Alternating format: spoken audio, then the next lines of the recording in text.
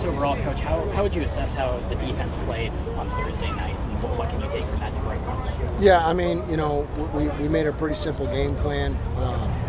Anytime you go in a game like that where you feel like you match up really well, you're going to try to eliminate the volume of calls that you have, and just be able to get your guys, just not screw the game up as a coach, okay, and just let our guys play. And that's what we pretty much did. So I was happy with our effort. I thought our guys really ran to the ball. If you watch play 1 to play 49, I mean, the effort and the energy from our guys, it really didn't,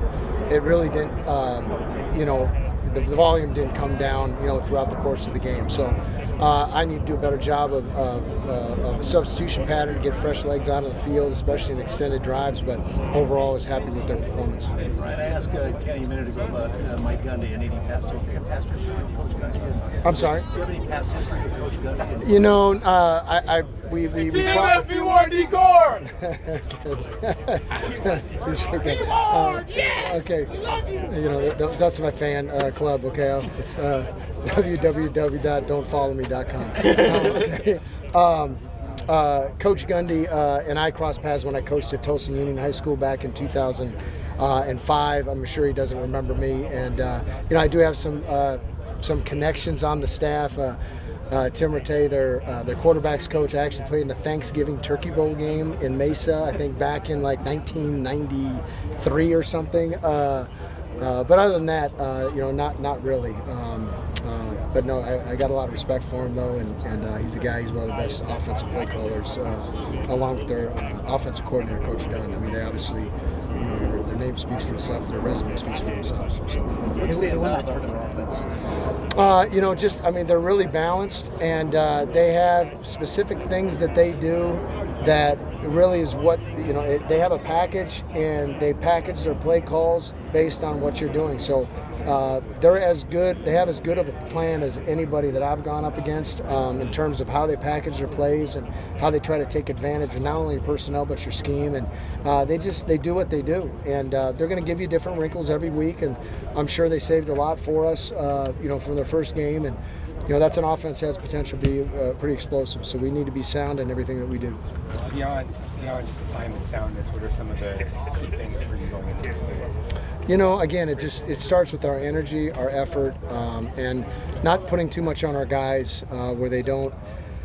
You really don't want them to have to think. I mean, they run a lot of tempo, and they're a very up-tempo offense. So if our guys, and that's what they're trying to do, they're trying to get you out of a fit, out of position, get one guy to blow a coverage or blow an alignment up front, and that can create explosives to their offense. So like I said, they have a rhyme or reason to whatever they do, and can't say that for everybody we're going to play this year, but they have a great plan.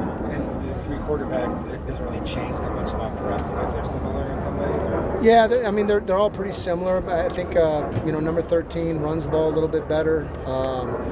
Than the other two. I think his son, Gundy's son's a little bit of he's kind of a tweener in between both those guys, and the big guy, number 7, Bowman. He's more of a drop back and try to use his big arm to really stretch the perimeter of the field and horizontally and vertically. Do you think that was more part of who they were playing and kind of what they're getting their feet wet for the beginning of the season? I do. I think that's one of the reasons they played all 3 quarterbacks. I'd be shocked if we saw all 3. I think they're really trying to see, because they're all very similar and they all have slightly different games, but they both all fit for that offense. So, but I would anticipate seeing one, and if one's having a hard time, seeing another. But I doubt that we'd see all 3.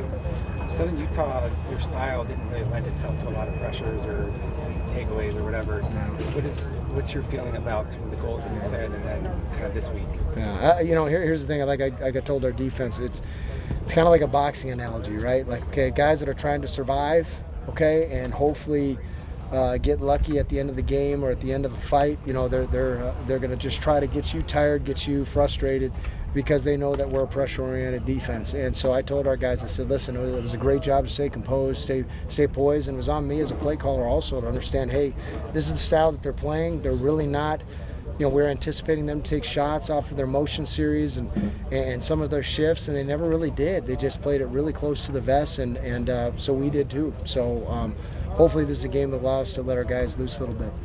And going into this game, how do you feel that you're, I mean, obviously the defense communication is huge, but just as they gelled as a group, game style, and then what can they take from that Southern Utah game into this game?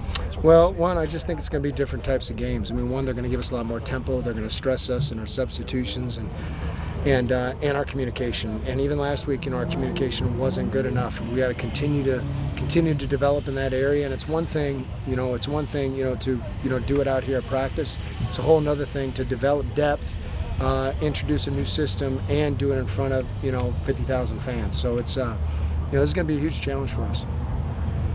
What do you think about just like seeing the speed of your defense and how guys can function within what you're trying to do? Like I said, it just that last week we didn't have to do a whole lot. And when one thing is working and you don't have to Rolodex your calls and get in and out of things to break tendencies. I mean, last week was about winning the football game, and this week's going to be the same thing. If something's working, we're going to probably continue to take water out of that well. If it's not, or if we feel like, hey, we got to keep these guys off balance, then you're going to see more volume of calls. So a lot, it all comes down. It's really not about Oklahoma State. It's not about Southern Utah. It's really about us and what we're trying to do, and about us executing the game plan and doing it together.